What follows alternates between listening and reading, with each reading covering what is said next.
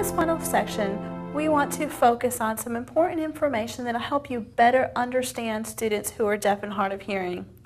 Okay? For example, when you need to get a deaf child's attention, depending on their hearing loss, calling out their name, they're not going to hear you.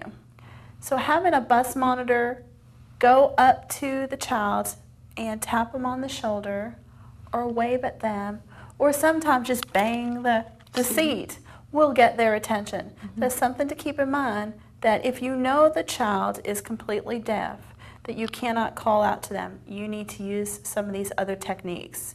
So that's something important information you can get from their parents or from their teacher, asking them how much that child can hear. So you know what strategies you need to use best for them. Another thing that you need to realize is you need to make sure they can see you, because a lot of them are really good at reading lips, but if you're not looking at them, they don't know you're talking to them. They don't know what you're saying. So make sure that you have eye contact so that they can see you sign or that you're talking to them.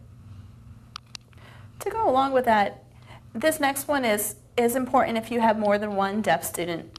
Now understand, when I say deaf, I mean deaf or hard of hearing. If you have more than one on your bus, it's important. They like to chat just like all the other kids on the bus like to chat. However, for them, if they're sitting in the two seats behind themselves, behind each other, they can't see each other, especially now with the really high seats. Yeah. They can't see each other at all. And so you might see them getting up on their knees and turning around their seats just so they can sign to their friend behind them.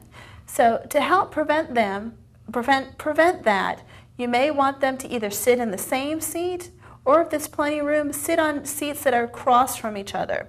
That way they can see each other and they can chat, and there won't be any safety problems. Now, I do understand that sometimes you can't sit directly across, but there are the ones that are diagonal. As long as they can see each other, they're good.